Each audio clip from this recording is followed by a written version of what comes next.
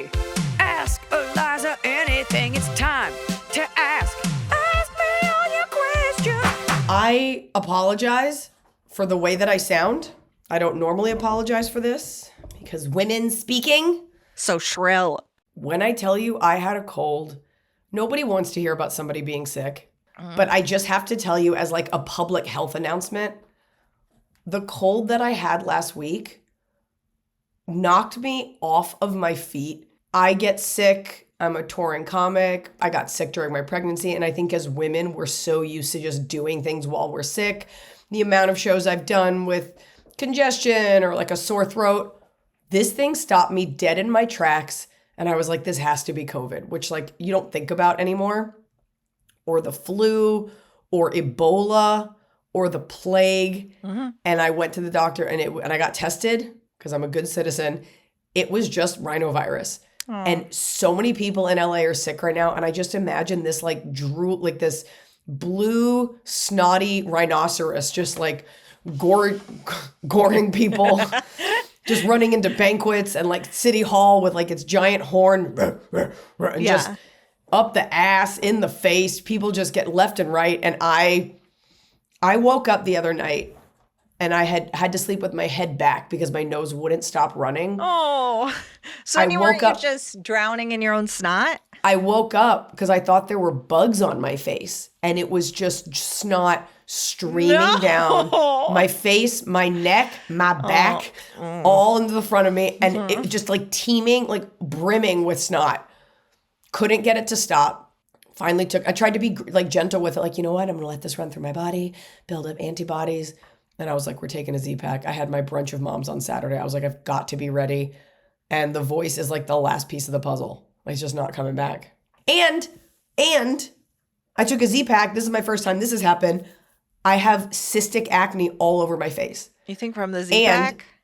And from the Z-Pack, because it like speeds up everything. I have all these painful cysts and a zit in the worst place, which is right on your lip line. Yeah. Because it always looks like herpes. And you're like, it's a zit. And they're like, nice try.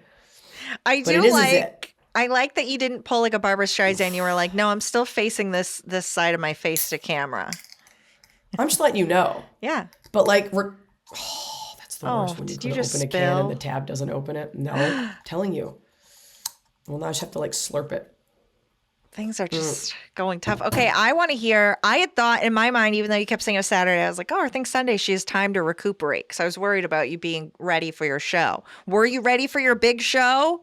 More worried than I went to the doctor on like Tuesday and or Wednesday. And I was like, I looked at her. I was like, I have to be ready by Saturday. So shoot me up, put in a Tony Stark Iron Man heart, whatever. So for those of you listening, I launched a new show called Eliza's A Brunch of Moms. And it is an interactive comedy show. It is a raucous good time. We had an incredible turnout and we chose to do it at the Brea Improv because Mikey, the general manager, is my hero. And we had about 300 women, not just women, regular people, moms, dads, friends of moms. 2 people came out who did not read the flyer and thought it was just going to be regular stand-up. And I was just like, in what world am I like dying to do an hour at noon? But they came and they were great. It was awesome. And we're going to try to do it again. And it's interactive. We ask questions like, what's the cringiest parenting thing you've ever seen? What's the worst thing you've said to your kid? And it gives people a chance to sort of unburden themselves. And it's interactive. We had a mom moves dance-off contest at the end. I think you've seen the clips on my social media. We're going to release more of those clips. We had free Jell-O shots, and we had free just gifts from our friends at Amika. They gave out dry shampoo and a hair mask, and Spindrift gave a code for, discounts on soda. Groundwork, our friends at Groundwork Coffee BFFs. Showed up with free cold brew. They didn't show up, but like turn up. And Mezcalum, they make delicious mezcal. We gave that away for the Mom Moves Dance Off. So it was just interactive, high energy with my own playlist. And I was really proud of it. And everybody had a great time. We had a brunch menu for Mother's Day. That's the piece. Okay. Can you tell me what was on the brunch menu? Because I love a brunch and I love that you had a improv brunch. I was like, let's make this distinctly feminine. And so we did Eggs Benny. You know what? I actually don't think Eggs Benedict was on there. There was like a shrimp and lobster roll. There was like strawberry French toast, Ooh. bagel and lox. You could also get a hamburger. There was a skinny mama salad. There was a lot. It was like a 20-item menu. My God. Free Jello shots. Alicia, my Pilates instructor, I was like, I'm going to hire you. Just come be a human party favor. And she showed up. I hired Alyssa Phillips, who is a very energetic, lovely comic here in LA. And it was awesome. So come out to the next one. We're going to take this nationwide, baby. That's fun. I'm going to register that name. Yeah, women want a place to kind of gather. Everyone's invited. And it's just like a fun, it's just leave your troubles at the door for 90 minutes and get wasted and take an Uber home. You need to do one here, and I'll go up and I'll do mom comedy, but then at the end I'll be like, that was all about cats. Ha! And then the whole time. Atlanta would go out. Nuts. That's what you want. You want Atlanta, for sure. And that was it. And that was my Mother's Day weekend. And then I didn't do any sets because I need a break. I got to rest this voice. And then all I wanted for Mother's Day was a lavender latte. And of course, my husband delivered. It was outstanding. And I sipped that and cleaned the house, and it felt great. And we went to a early dinner. It was great. Nice. It was really nice. And then on the way home from that dinner, we had to stop at Vaughn's because I had to poop so badly that I thought I was going to shit the car. How? And that's that Z-Pack. Did my fear would be getting to the Vaughn's and them not letting me use the bathroom. How did that go? I walked right in. I asked security, I said, where's the bathroom? Number 4, thank you so much. And I walked in, and as I walked in, it said restroom for customers only. I'm like, whatever, I'll buy a pack of gum. And this woman just stopped me. She goes, the bathroom code's on the door. And she just let me know. I think you could tell that I had my sunglasses on. Yeah. Nobody cared. It was also it was like 7 o'clock on Mother's Day Sunday. Like, no one's there. They had to let you as a mom poop. That Z-Pack, it used to just be a cure-all, and now I'm feeling all the side effects, but it was rough. Like, I voided my bowels in a way that I think whatever I ate last Mother's Day came out. Like, it was, who knows? But now you're on the mend. I'm getting there, and tonight's my anniversary. So if you're listening to this on Wednesday, just know that Monday was my anniversary. Just know. To myself. Put in your calendar. Yeah, Noah and I chose to get married Mother's Day weekend, not realizing that flowers are always more expensive on that day. Anyways, so that's great. And we're here, and we're giving you guys, do we want to talk about the Patreon? Yes, it's happening. There is a Patreon. Throw you things. All right. So pretend this is the news. Over to you, Emily. Yeah, exactly. You all better be members of the Patreon. A good chunk of you are. Eliza has been threatening this for a while. We are introducing a paid tier. Now, here is the thing. We are not taking anything away. The free Patreon will continue to operate as it has been. We have dog thread. We have latte thread. We have fun. But guess what? If you want to pay $5, there's a little extra thread for month? Secrets. Yes, it's $5 a month. You know what, folks? It's one latte. Give it up for me. Think of all the ways I've been there for you. So this new paid tier will have an additional episode, mini-sode, tiny little fun behind-the-scenes video episode every week. We will be putting one up this week for you to see outside the paywall. So you can say, is it worth it? And maybe you'll watch it and say, you know what? 60 minutes is enough. I'm good. No, why would you advertise that? Because no, look, you want more. Okay. And it'll have an additional thread for priority questions. Okay. It will have video access early. Video episodes are coming, have existed. We've just been fine-tuning them. You will get video episodes early, before anyone else. To get money together for the special effects budget. Yeah, we really needed to get that in there. You wanted to edit out every time a cat appeared. That took a lot of man hours. CGI that cat out. Like the cat butthole cut. Remember? There was a rumor that there was... Okay, so $5. It will explain what the tier is. It's extra chats. It's behind the paywall. So you know what? Guess what? Moderating, not a bunch of creepos in there, unless you want to pay $5. This is getting so boring. I'm sorry, it is. People are tuning out, and they're just like, okay, how do you want to? Bottom line is this. Bottom line is this. I've had a lot of people say the podcast is too short, even though it is an hour, and sometimes you just want a little bit more. Yeah. As people, we just want a little bit more, and this is a bonus, and it's $5. You're not even going to miss it, so just do it. Well, and it'll be a little bit more on a different day. It will not be on Wednesdays, so you get your Wednesday hit, which I love about Patreon. I subscribe to a few pods where I get the Wednesday app, and then I get like the Friday bonus.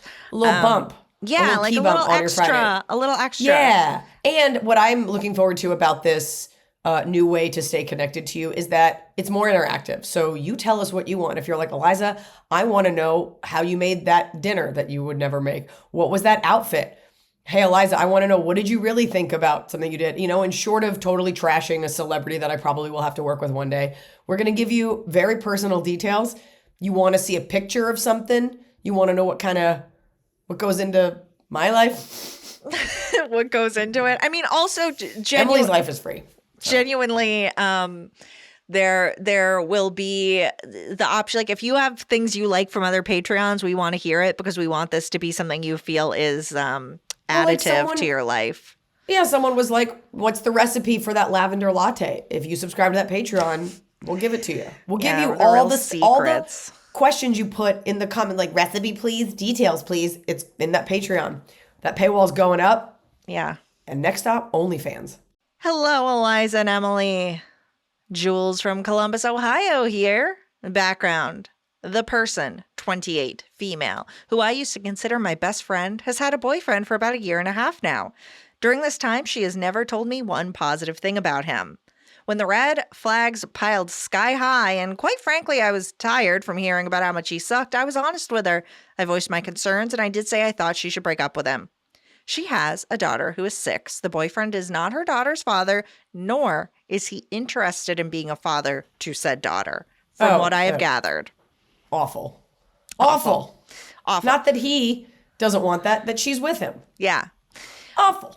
Bottom line, he makes my skin crawl, and I hate the fact that he is around my niece.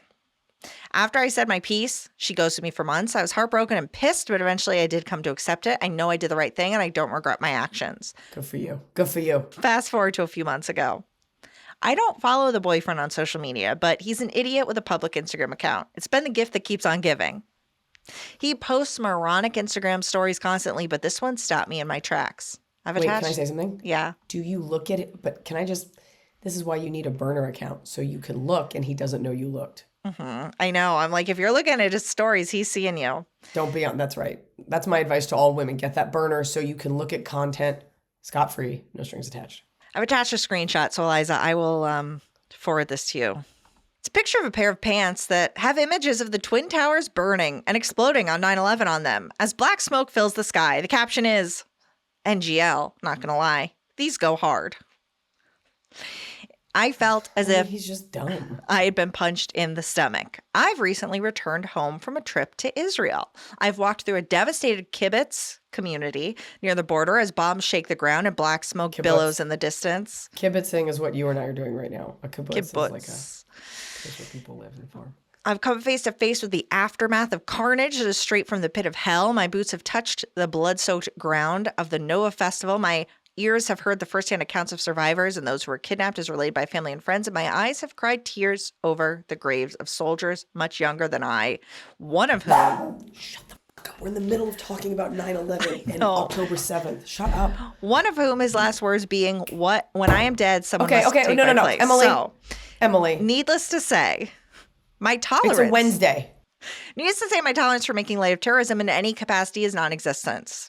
I was wondering, as two people who haven't recently been to the site of a terror attack, are you also appalled? He is a 35-year-old white man, so he's definitely old enough to remember life before and after 9/11. I don't have words for his behavior.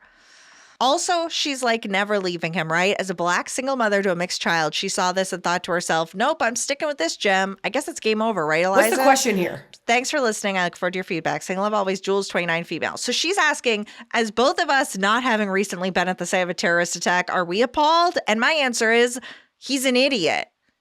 I'm not looking at this and going, how offensive. I'm looking and going, what a dummy. There's no question here.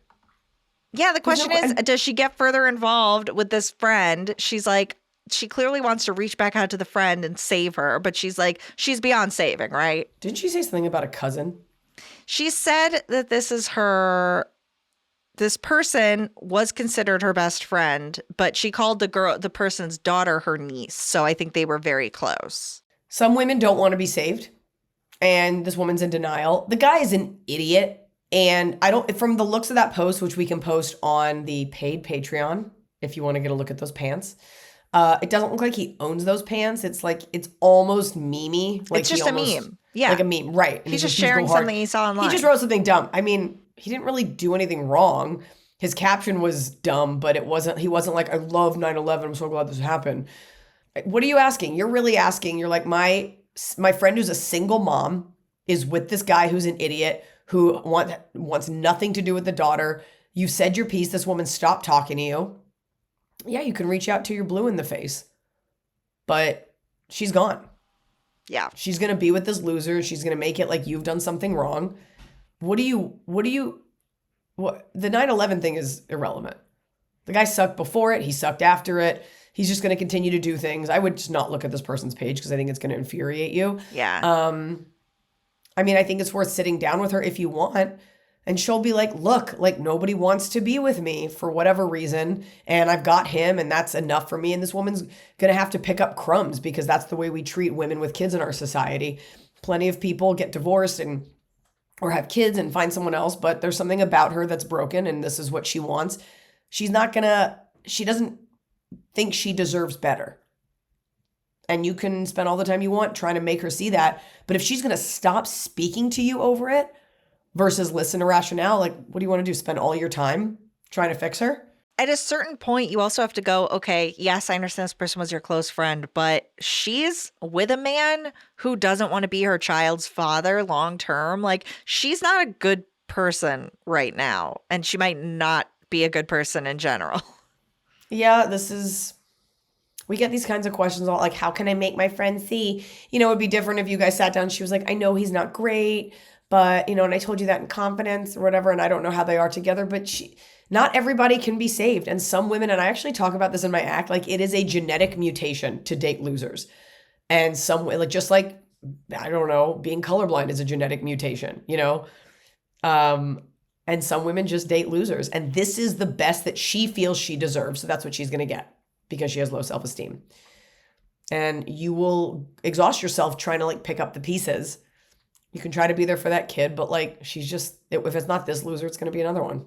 Yeah. Okay. Let's do another intervention question. Wait, I'm sorry. Can I say one thing? Yeah. 9/11 is so horrific. And unless you're an idiot, it stops you in your tracks pretty much every time it gets mentioned as an American. And that was an act perpetrated by radical Islamic fundamentalism terrorists. Like that's what that was. This wasn't like domestic terrorism and just, you know, a guy with a gun or something. George Bush didn't do it. I thought it was him. And so, I mean, I don't know that we need to loop in like, and I've been to Israel and I have no tolerance for terrorism. Like nobody likes terrorism except for the terrorists. So you don't want to become the bleeding heart that makes it about you. Like having just been to Israel and like, you can feel those feelings, but like you can still think those pants are appalling and not be in any way related to being Jewish or the Nova massacre. So I'm just caution, like don't make it about you. Right. When you bring up the pants. The pants are just disgusting and in poor taste, regardless of who you are. But I think that is probably why you were extra hit by it, but it doesn't have any bearing on his sharing of it. The fact that your friend is just like, that's my man, like I'm still into it. Like people post dumb things, but I mean, this is just emblematic of the kind of stupidity you'll see of this guy. So yeah, that's all. Just be careful not to make it too much about you. That's all. Okay. Hey, Pod Crew. I found your podcast about a year ago. Big fan of your comedy, Eliza, and appreciate both of you and your practical advice. I'm an animal sign I love to share, but that's for another day. My parents. What happened to that? You killed it. Because I'll bring it back. I'll bring it back. We have them. It just, I have to play it. I have to send it to you. Then you get mad. I don't like being scolded, but I pay you $25 a week. So just hustle. My parents are semi-retired and have been taking my daughter, Lily, age 13 in 7th grade, on one of their days off nearly every week ever since they stopped working full-time about 10 years ago. Before she started school, they would take her for an entire day and would do fun, age-appropriate things that made Lily feel special and loved. Once she started school, they would pick her up in the afternoons or keep her for an entire day during breaks. My husband or I would pick her up after work. I also have an adult son, and they did similar things with him when he was growing up, although to a lesser extent since they still worked full-time. My parents are salt of the earth people, loved by everyone who knows them. They were amazing parents to me and my siblings. My brother and sister did not have kids, so mine are the only grandkids. They were equally awesome grandparents. I know I am incredibly lucky to have them. They're in their late 70s now, still in good health, and I believe taking such an active role in their grandkids' lives has played a part in keeping them young. That's the way you sell it. Like, do you want to live longer? Don't you want to be healthy? Watch this baby.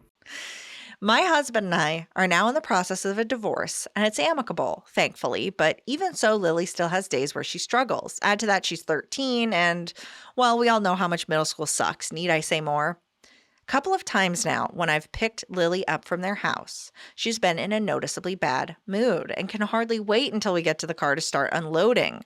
She usually recaps her entire day, and you know when you're having a bad day, everything just seems to snowball. And it's usually topped off by my mom asking her to smile.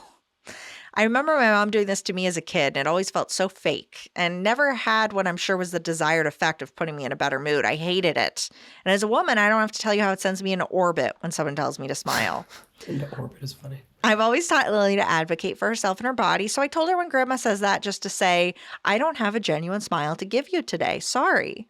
But Grandma won't accept the answer. And the most recent time it happened, she threatened to not buy Lily an ice cream, something they do often, and then tried to guilt trip her further by saying that Lily was making her feel like she was the reason Lily was in a bad mood. Ugh. I love my mom. She's a genuinely good person. I told Lily I'd step in if she wanted me to, but I want her to continue feeling good about standing up for herself. So if it happens again, she should say, I don't have a smile and I'd really like to just go home now. She's allowed to stay home by herself and has a house key. But seriously, this is not okay, and I want to talk to my mom. What do I say? Thanks, Jen. I mean, there's so many generational gaps here. And I don't think, like, it's incredible that my parents, so that's the grandma's generation, know how to use an iPhone and post on Instagram. Like, I have no idea how Bitcoin works, and that has like only come about in the last few years. So it is a technological triumph that this generation is just like, yep, and we're online too. Your mom is not going to see it the same way. It's coming from a good place. Honestly, Lily needs to adjust her attitude. That's what I think. And she is with Grandma, who by the goodness of her heart is spending time with her, and she had a bad day, and it's probably like a hormone thing as well, and everything's so dramatic. It's weird to me that she's just like, no, Grandma, I don't have it, and I'm not going to do it. I would just force it for my grandma. I just would. It's okay to stay. I'll just be like, okay. Be like, I'm just not feeling great. I think there's something you could say to the mom, like, just don't push her on it. But your mom is like, she's been momming the way that she's been momming for 70 years. I just don't see her really changing who she is, but you can give her the heads up that Lily's going through it. So maybe just don't force her, but then you're going to have to let it go. I mean, they're both pretty, at that age, they're pretty set in stone the way you're going to be for a little bit, at least at 13. Yeah, yes, I would just do a grimace to get out of it, but it is frustrating that the grandma is like, well, until you smile for me, we're not doing what you want. It like makes it so it's like not a nice thing to do. It turns it into like this weird forced. I don't like that. I don't like you're making me feel bad. That's not coming from a bad place. Emotionally manipulative. It's manipulative, but she's not doing it as a manipulator. It's just like, well, what your grandma is saying is this is shitty to be around you, and I don't want to buy ice cream for a kid that's in a bad mood and treating me poorly. This is supposed to be fun. However, it should be, I'm going to take the ice cream, maybe you'll feel better after. Versus if you don't, I won't, like, don't threaten the ice cream. Plus, your kid's probably got an OnlyFans at 13, so she could just buy her own ice cream with blockchain. I think they both have to give a little bit. Well, I think you know what, Lily, if you're in a real bad mood, just tell Grandma I'm in a mood. I don't want to do it today. I'm going to go to my house and just like kick back. It's a lot to ask. You could always just give your mom the heads up, but it's going to be a lot to ask them both to change. And you need to let that kid know, like, hey, it's a privilege to get to be with your grandma.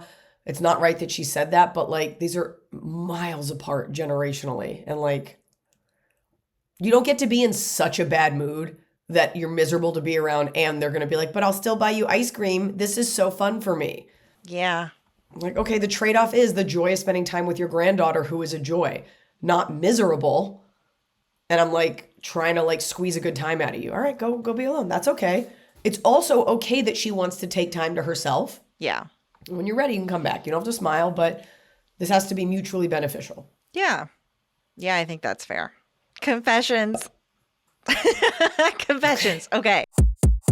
These are my confessions. I have a confession.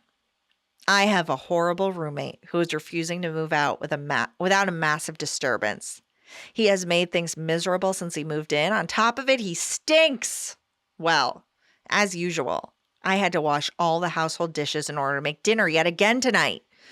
Well, he's very particular about his dishes never being used because he's vegan, yet will eat any sweets that are non-vegan. So today I did the most disgusting oh God, that's thing. so annoying. I know. It's like, stick by your beliefs, chump. Also, you're not kosher. Right. Like you're like no animals. You want to check what your pillow is stuffed with? Yeah. So today I did the most disgusting thing I could think of that no one will know about. I covered my finger in saliva and rubbed it on one of his precious bowls. You don't have to make me anonymous. No way this scumbag would ever listen to an intelligent, fun podcast made by women. Kelsey from Detroit. P.S. Your show in Detroit had me laughing so hard I almost peed my pants. That's such a Detroit move, Kelsey. I love that you didn't like stick it up her butthole. You know, I like the saliva That could thing. make you, I mean, she knows she's not sick. Up your butthole could definitely get you sick. You know what they say? Detroit hustles harder. Detroit versus everybody, including this one vegan. Yeah. Okay, and then we have a confession. Wait, can I just say, being a vegan is great if you morally don't want to hurt an animal, but people like that are the reason people don't like vegans. Yeah. Holier than thou, you're a pain in the ass, your personality is terrible, and you're like, my whole personality is this, and now it's on you. Yeah. Accommodate But me. also, if I want candy, I am giving up my beliefs, but you can't use my bowls. Well, that was Noah's whole thing. He's like, when I worked in kitchens, you know, you'd have people, women, who'd be like, I can't have gluten. But then they would have the chocolate cake. And he's like, when you say at a restaurant that you have, like, that you're celiac or you have a gluten allergy, he's like, we take it so seriously. We sterilize things. We wipe down the area. Like, it is a process. And then to see you order, like, well, I can have a treat. Then don't say you have it. Just say, I don't want to eat gluten, so I'll get something else. But don't say you're sick. Yeah. It's so dumb. I always have to, because I have like a shellfish allergy, but it's like not the most severe. Yeah, I developed it like 10 years ago. It sucks. I used to eat shrimp all the time. But they'll be like, any allergies? And I'm like, shellfish, but I'm like, you don't need to swap plates or anything. You're asking me, so I'm telling you. So I was like, do I not tell them? But I'm just like, don't give me a secret shrimp, but you know, so I always try to be like, I have a real allergy. I'm not ordering anything with it in it, but don't kill yourselves over it. Like, hopefully the kitchen is clean enough that it's not an issue. But like, I had a tour manager who had a shellfish allergy, and like, it's a big deal. Like, you could die. Yeah. Yeah. God. All right. One day. Okay. So here's a confession that comes off of something you said. It relates to your lotion/soap bottom of the cob from last week. My mother-in-law has the same lotion and soap scenario in her kitchen. My husband always expresses his frustration when he accidentally lotions himself instead of getting soap. Yeah. About a month ago, we sneakily replaced the lotion with soap and she hasn't noticed, so obviously doesn't use it. That's Hannah. right. You know what? Because the lotion came with the soap. They force it on you. They're like, here you go. It's just thick soap that doesn't lather, and you leave it. Company that's always a set. And like, I don't know when this started or who asked for this. You have to be washing your hands so often that you have to re-moisturize. Like, it had never occurred to me in a public restroom to be like, and I better put on scented lotion while I go eat so I can smell lemon verbena with my beef. Lemon Verbeefa. Just like you. Lemon Verbeefa. That's the episode title. Scented candles. This is a pet peeve of mine. In a kitchen. Never. Maybe when everything is clean, if you like set it for the night or something. But like, I made a video about this once on TikTok and I took it down because I realized the internet is too stupid. You see girls that are like, lazy girl Sunday in. And it's just some girl in her 20s making some kind of pasta dish and like a Negroni or something. Or like drinking like wine in the kitchen. And then I light a scented candle to cook. And you're like, why would you light like a lemon cupcake candle while you're sauteing garlic? Yeah. No scented candle. And now a lot of you were like, oh my God, that's so right. You don't want a scent that interferes with the natural aromas coming out of the kitchen. Right. Unless you're like making a pie. Ow. No, you're already making the pie. You don't need it unless you want a pie extender, which that candle could be. But it is a total amateur young girl thing, or actually just a young person thing. Like, I could see a guy having like a raspberry candle that his mom gave him, and I just think of like a big 3-wick Yankee synthetic candle. Yeah. I don't want to smell anything other than the food. Yeah. When's the last time you were at a restaurant with scented candles in the dining room? Doesn't happen. Right. It's just always the little electric ones. Or They just come regular, over I'm and just turn saying. on for you. And it's like, I could have done this. But you know what's really undervalued are just white candles. No smell. Now I forgot what the confession was. Swapped the lotion for lotion. soap. So it's 2 soaps. Your poor mom was just like, I love this soap. Oh, it comes with this fucking lotion. Hello, Eliza, Emily, and the rest of the extended AIA family. My question relates to being a traveling parent, and I think Eliza will have some good thoughts on my dilemma. Backstory. My husband, 37 male, is in biotech. He is a research scientist and does meaningful work for neurodegenerative diseases. I, 36 female, have been the breadwinner most/all of our time together. Through his master's, PhD, postdoc, and then being laid off 1.5 years into his first industry job. We have 2 small girls, 3 and 7. After months of interviewing and endless job hunting, he has found the perfect job and received an offer. But the catch is, it's in California, the Bay Area, and we live outside of Boston. It's biotech, so unstable by nature, and this is a startup, so even more unstable. My dilemma is, we both agree it's the only and also perfect opportunity for him, and he should take it, but do we uproot the kids, or do we agree to 1 year of a trial of just him out there and meet him later? He would be able to make it home every month, but I'd be solo parenting and working full time. What do we do? I mean, at the end of that year, will you have a clearer picture, or is it still volatile? If you're saying biotech is an unstable thing, is it the kind of thing that's like, and it remains unstable even when you're stable? You know, I guess I don't know that much about that industry. I mean, obviously startups come and go every night and every day. How old are the kids? 3 and 7. A 3-year-old, it's less of a big deal, but a 7-year-old, you're getting your bearings. And if they're in schools that you like, I think the bigger issue is, do you know that when you go there, you can commit to living there? And perhaps that this year, I like the idea. I know it'll be harder. It's going to be hard either way. Either you uproot everything, you go there, it doesn't work. Now you got to go back, or you've got to move again, or you're not sure. I think that it's fair to let him test it out to see where he stands with this company. I think especially because maybe while he's you're saying this is the only and also the perfect opportunity for him. So it sounds like there aren't that many opportunities. So while he's out there, can he also still be looking at jobs in your area, in the Boston area, so that it's like he has something that he can make money here. He has a job in his field, but he's also looking for something that's more convenient. Is there nothing in the Boston area, or is out west where there's going to be more opportunity? Because if it is that, where it's like all of these jobs are popping up out there, I mean, that's why people go west, right? They went west for gold. People moved to Hollywood they used to make their dreams come true. So it might be that you have to fish where there's fish. So part of me is like, maybe bite the bullet and just go. Do not worry about uprooting a 3-year-old. I changed schools multiple times. I think I turned out okay. You want to know that the thing you're committing to is going to be forever. And we don't always know that. But if moving out to the Bay Area, maybe it's not this job, but there will be others. If it will be easier to find that work, maybe it is something that you just do. But I understand why you're reticent to do that. Either way, it's going to be hard because you're going to get out there and you work from home, you said? Yeah. Yeah, it's going to be a lot on you either way. And so I think it's about, what do we invest in now that will beget more opportunities in the future? And I don't know if staying in Boston, just based on the industry, is the place for that. Is biotech like what Elizabeth Holmes did? Yeah. Yeah. Biology, technology. So volatile. Yeah. Volatile, but if he's a scientist, like, you always need science-backed research. So Yeah. I don't know where the big labs are. Maybe there are some in Boston, but I think it's worth looking, because I think if you make a move, you're going to want to make a move that's in the direction of the life that you want to create. Yeah. Yeah. All right, let's go. That's what I want. That's what I'm worried about. The job after this job. Where is that? Where is that more likely to be? Right. And if it's out there and you are going to need to build a life out there anyway, great. But if this is just temporary and he's going to try to come back to Boston at some point, then yes, send just him. Yeah. All right. We're going from neuroscience to high school drama from an actual high schooler. Hi. Whoa. I love all of you guys and the pod. Eliza, I've been listening to your specials for years. My question is, How?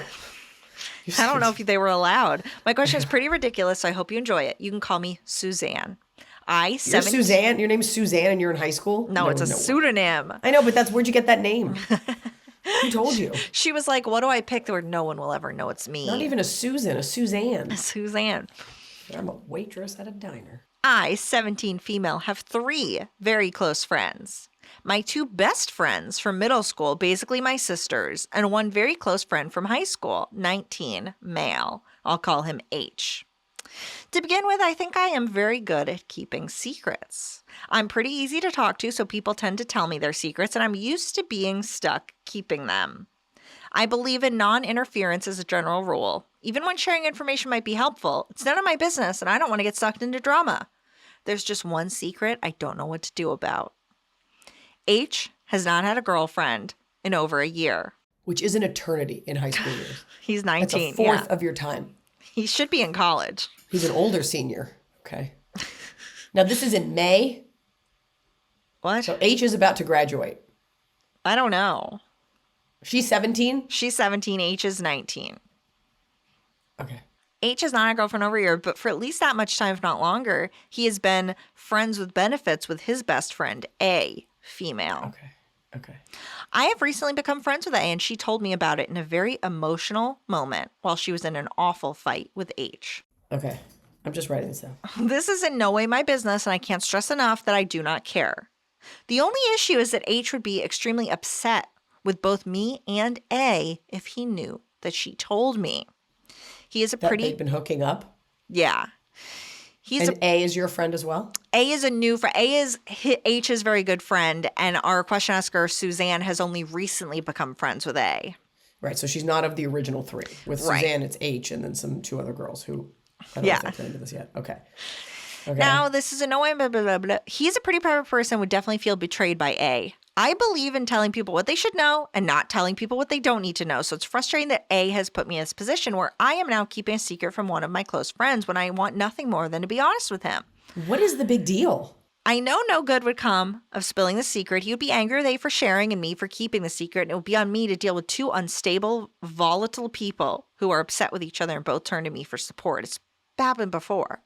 H is a close friend that I care about a lot and I don't want to lose him. I just can't help thinking he doesn't know I know every time I see him. Is there anything I can do? Thank you so much. I hope this high school BS was at least a bit entertaining. Also, yes, H is 19, so technically he is not in high school. He is a college freshman. Oh, you need to... Oh, is A underage? Is that what you're leaving out? I don't think that matters. Is that little niblet of info that you're leaving out? I don't think that's the problem. Why is this a secret? That's what we need to know. Well, this is very friends because she's right. I mean, right. He's hooking up with this girl on the down low and doesn't want anyone to know. And our question asker feels bad that she knows. I feel bad for A. I do too, because A was like cracked under the pressure of like H and I are fighting, and our question asker is like, none of my beeswax. Oh my God, I'm trying to think. This is, first of all, part of me is just like, who cares? This guy is basically out of your life. I know you think you're best friends, but you're not. He is a college freshman. His life is about to take off in a totally different direction. You are 2 years younger than him. You need to be worrying about your SAT scores. Yeah. And stop worrying about the emotions of a kid. Yeah. There's something weird. What I need to know from you, Suzanne, at the diner, is why this is a secret. That's what we need to know. Right. And because A should be, she doesn't know any better because she's a young girl. It's different if it's like, we're both kind of pieces of shit and we both have or in a relationship. Yeah. Or there's a reason people want to know, but why would this be a secret? He's a private person, meaning he wants to hook up with other girls. That's my thought. And not have her know about it. Mm-hmm. So you've done nothing wrong. Do you care more? And because you're a girl and he's a guy that I think you actually might find attractive, you're like, I want to keep him close and do the right thing. He's being immature, a little bit of a piece of shit. I'm sorry. He doesn't realize it. So he's not a bad person. He's just young. Yeah. Do you care about A? Is A in your grade? I can't tell how old A is. You got to write back, Suzanne. In between soccer practices, you got to write back. And we need to know all of these details. But why is it a big deal? And it's not on you. Yeah, I wonder how you feel about this. I feel like, if they're so close, if she's so close with H, why is he keeping this a secret from her? I mean, you're allowed to have secrets. Maybe he's hoping to hook up with you. You don't really owe any particular loyalty, but like you've said, you don't tell people things they don't need to know. So you don't need to tell H anything. You don't need to worry about it. By the way, at the very end of the day, you don't need to tell H anything because it doesn't affect him or you either way. It's not like A is like secretly pregnant or something awful. Right. You know, him knowing, unless he's trying to hook up with you. Right. Or unless this like impugns his character and you're always protective of him and he's secretly ugly and everyone, he can't believe. I don't know. But you knowing about A doesn't really affect your relationship with it. It doesn't really. What I actually think, Suzanne, because you're a high school girl and I've been there, the one time I was involved in cool kid drama and I was like, I don't want anything to do with it, but I loved it. I think you actually love this. I think you love being the person that like guys and girls run to and they tell their secrets and I don't know. Because the fact is there's nothing for you to do, but you're dying to do something because you love having all the secrets. Well, also, I think there's a part of you that maybe thinks if you tell H on A that you'll get some sort of commendation of like, thank you for letting me know. And you won't. They'll just fight more. So it doesn't matter. By the time we answer this will be over. You need to focus on bigger things in your life. Yeah. Tell H, don't tell H. A's your friend, but like... Yeah, how old is A? It would be good of you to not betray the girl, but I don't know how close you are with her. I don't know what grade she's in. I feel like this is an underage thing. That's what I think. I mean, no matter what, it's underage. Was it like 17 or is she like a freshman and she's 14? In which case, send H to 17 jail. Is still underage. Like It is. Yeah. So we got to know, Suzanne. So please write back. Write back. We might have to call the police. Do your homework. Yeah. No, we're not going to call the police. Don't worry, Suzanne. You pick a better name. All right. Hi, I'm Pearl. I'm a snippy Pearline. 15-year-old. Pearline. What did I just see? Oh, Sinners. Pearline. I did. I was like, I've heard that recently. Someone was named So Pearline. good. Am I overreacting? When I, 55, male, walked into the shop, I noticed Please be ice cream. Sarah, not her real name, 20 female, was smiling nervously and putting on her jacket. I asked what was going on, and she said an older male customer, probably in his 70s, had just volunteered her to drive him to a rental car office 2 towns over. That instantly set off alarm bells. I asked how much she'd interact with him, and she said it was just casual small talk, nothing more than a hello and a bit of chit-chat. Yet, somehow, from that limited interaction, he decided she should be the one to give him a ride. That didn't sit right with me at all. I told her clearly, get someone else to do it. She insisted she'd be fine, even said she'd bring her knife, as if that was supposed to make it okay. You know, hand-to-hand combat, the thing that we're all trained in. Yeah. The thing where people don't take your knife and use it against you. I mean, this guy's 70, so he probably won't, but... This guy's definitely a war vet, and I love it when women are like, I have my knife. And it's like, close quarters combat, that's something you're trained in? Right. How to not get a weapon taken from you and immediately use it against you? Okay. I mean, as a woman who's been like, and I brought a knife. Do you know how close you have to get to someone? To stab. The whole idea is to stay. The pressure. Or what, they're on you and you're going to find, it's all sort of a fallacy. I reminded her she seemed super nervous and that alone was a huge red flag. Again, I urged her to have someone else go instead. She refused, so I told her to make sure she texted a coworker to confirm she was safe, and I expected that text no later than 30 minutes later, which is how long the drive should take.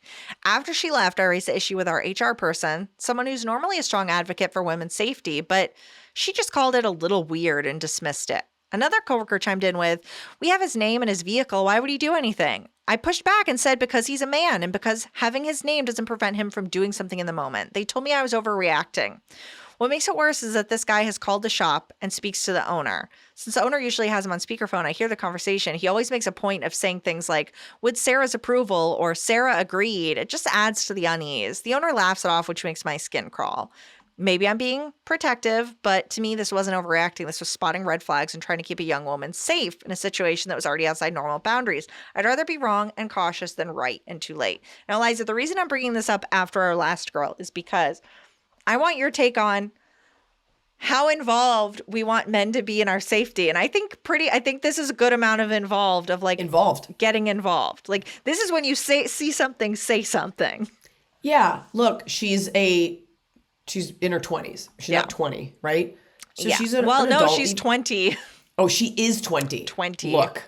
Yeah, you're an adult. At 18, you can join the army, you can fight. You can't drink.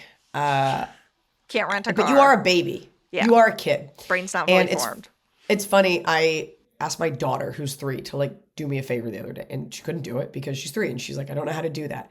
I think about the amount of movies where the plot hinges on, and I need the help of a child, and I'm like, no, you don't. No, you don't. And it's because kids are so pure. It's like, and it's only the purity of it. You don't need it. You don't need the kid to go on a journey with you. You don't need this kid for anything. She doesn't know how to tie her shoe. Yeah. There is nothing that a grown man needs from a 20-year-old girl. Now, we don't want to take away her agency or anything like that, or her ability to do things for herself. But at that age, and I think about all of the deeply dangerous, dumb, vulnerable situations with like a full college degree and intelligence and street smarts that I had, that I put myself in because I didn't know any better, or because I thought I was invincible. Or even I think the downfall of me and women maybe is to be polite, worried that it's being exactly a what it bitch to is. not do it. She also, you don't have the context for just how awful it could be, and she's thinking he's older, like I'm just being nice. There is no reason to request. All of a sudden, we're okay with women drivers. There's no reason to request it. Now, it does feel innocent. It does feel like he probably just wants to be by a pretty girl, for sure. But it does seem odd that it's like, yeah, we'll send a 20-year-old woman to drive you because that's the way our company functions. So I love that you said something. It might be worth saying to her, like, hey, doesn't sit right with me. If you ever need anything, I'm listening. Yeah. And she will be like, oh my God, it's so fine. You're so sweet. No, you're so good. You're so good. But I do think having a man say something like that to me at any point in my life would have gone a long way. Yeah. Yeah, I think so, especially because her bosses who are older than her are like, whatever, it's fine. So she's like, I guess it's fine. I don't want to make a customer mad. I don't want to make my boss mad. I guess I'll just do this. So having another adult man be like, actually, this sucks and you shouldn't be put in this position. Sometimes that's what I need. If I'm mad about something, I just need someone else to go, yeah, that does suck. And I'm like, okay, I'll do this thing now that sucks. Also, in what world do you want a 20-year-old girl on your company insurance driving like a company vehicle? I don't think it's even a company vehicle. I think he just is a regular customer and she's giving him a lift. I mean, yeah, and maybe he is, and maybe it's fine, and it can be fine. And he might just want to be around a pretty girl. And I think that that's actually okay. Because... If he doesn't take advantage, I mean, the thing is, I think... Hold on, but wait, we cannot always assign like, oh, and men are creeps are going to do stuff. I have been alone with so many men in comedy and nothing has happened. Like, you don't want to take away her agency to do her job and you don't want to take that away because she's a girl. It's a fine line because people do weird things. However, if this guy is a customer and men have their preferred waitress, their preferred worker. They just have these things. And so I think it's less about him and more about things to keep an eye out for. And I think you're a good person. You can just pull her aside publicly and just be like, I just want to let you know, anything ever makes you uncomfortable, like I've got my eye, like I'm keeping an ear out. Yeah. And I think that's great that you said something to the boss who doesn't fucking care. Yeah. And if she gets murdered, you can say, I told you so. By the way, he might. I mean, I think about the way my dad talks to waitresses, like there's always like kibitzing, the proper use of the word. And it's always appropriate. I think about my stepdad and how, I don't think he's ever like been like, I need to see her. But like there's always like a lovely relationship with a server or something like that. These things are okay. And there might be a time where this guy is not wrong or creepy, but says something a little sexually weird from a different time or, touches her leg or something. I think it's just we're living in a time where our boundaries are up in a way that they've never been because women are able to express themselves. So what you don't want to do is decide that someone is an awful person because they said something dumb. But then again, you don't have to put up with that. So we have to take into account her agency and her level of comfort. But I think you did the right thing. I would love to know if they were like, yeah, actually, like Steve can drive you. If he was like, oh, never mind. No, my car's not broken. Yeah. But you're on the right, case. sir, question asker. So, And thank you for listening. And Suzanne, you don't need to intervene. Patreon man, you do need to intervene. And you did, so thank you.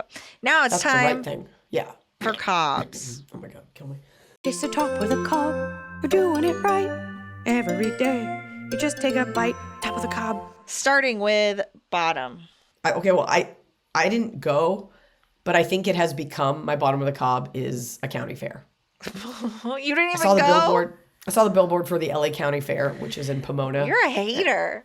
Well, hear me out. Okay. Because I was like, that would be fun. I could take my daughter. No, you can't, because it's only Thursday through Sunday, which means you have to basically go on a weekend when everyone goes. You can't do the comic hack where I'm like, I'll go on the off hour.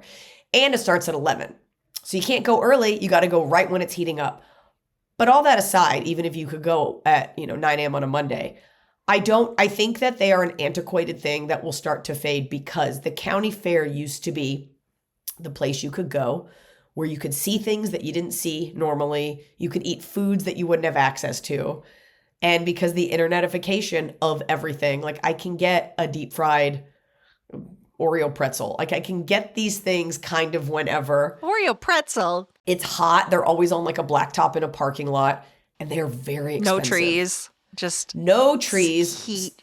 I was talking about this with someone yesterday. They're like, it's almost as expensive as Disneyland for the day. Mm-hmm. I don't know if that's true, but like tickets, you got to buy the tickets per ride. You just get in, and you are just paying to be very hot and eat a lot of sugar and be around plastic. And like, I guess you could go watch pigs race, but I guess the allure of it kind of just isn't the same as it was when I was a kid, because like everything's available all the time. So I feel like a county fair is a bottom of the cob. I get if you live in a rural area, but like there's no need for a county fair. But you also live within driving distance of Disneyland. So that's also a different consideration. For sure. I'm saying like you're going to spend 2 hours in the car to go to Pomona Fairgrounds, where it's going to be sweltering and everything is like base price of $50, and it's just like nothing surprising you there. I'm like, I guess I'd go look at like a bunch of quilts. Although sometimes they get like O-Town to play, Yeah, I think also with global warming, like I think of a county fair, I just think of just abject heat. Yeah, that's the thing. And like a sugary lemonade and like $8 water. I need to go. We used to go to the Renaissance Festival every year, but that's different. That's where you can see something different. You can, and it's fun, but I'm just always like, I don't want to go when it's 1,000 degrees, because it's just all like gravel and sand. And you know what it is? It's your high school Chaucer teacher letting loose. It's just like overweight British literature teachers laying on daybeds and women with their tits spilling out of corsets, just like saying like, anon, huzzah. Yeah. Like it's like you're getting to be a sexual deviant and not conform to societal standards about bodies with like a cup of mead.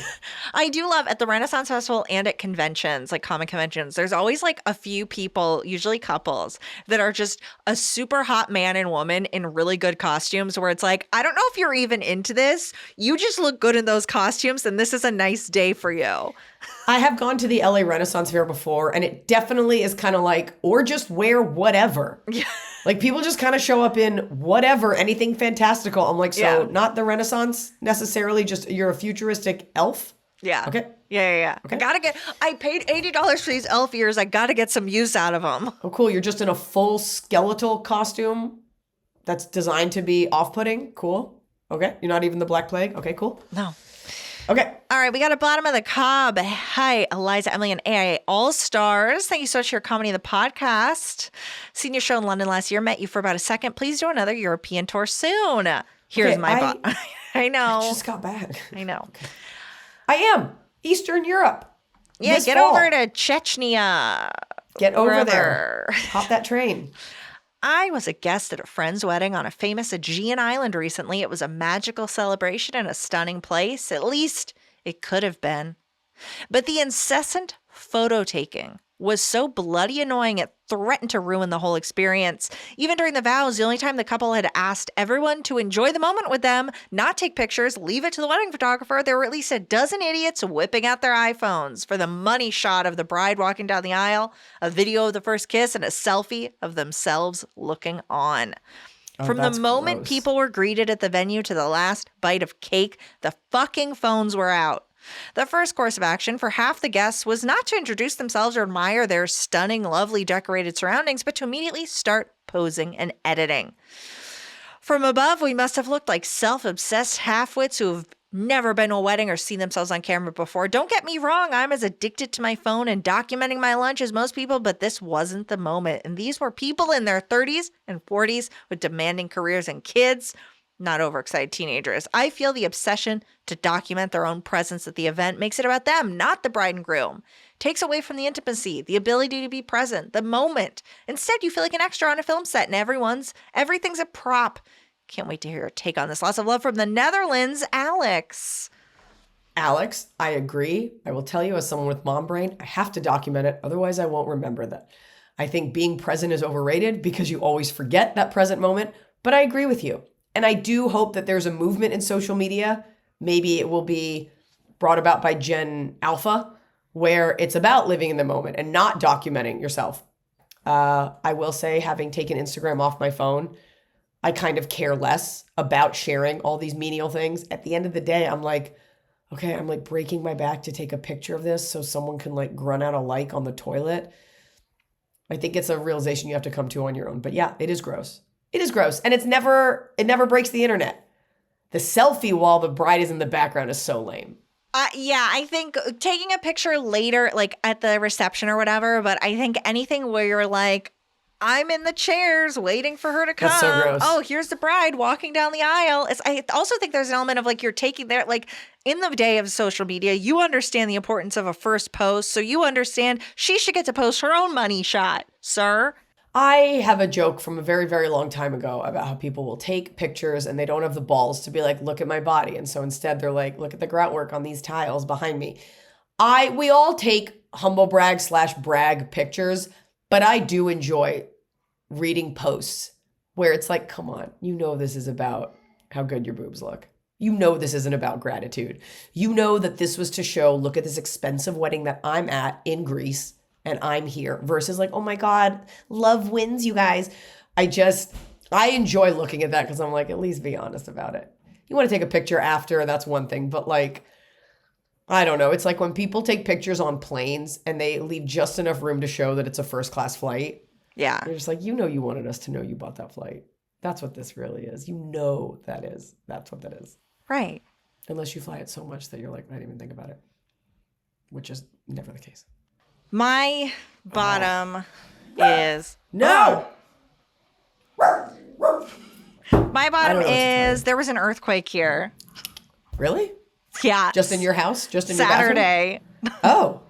No, like a full earthquake. Wait, you live in Atlanta. Do you mean Earthquake the comic?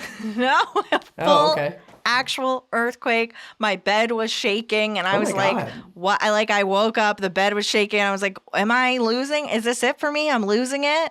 No, there was the epicenter was like Knoxville, Tennessee. That's crazy. So everything's falling apart and I didn't like that at all. I thought I escaped that, but You're not I trained didn't. for that. No. Sorry. No. What Richter scale rating was it? 3.6.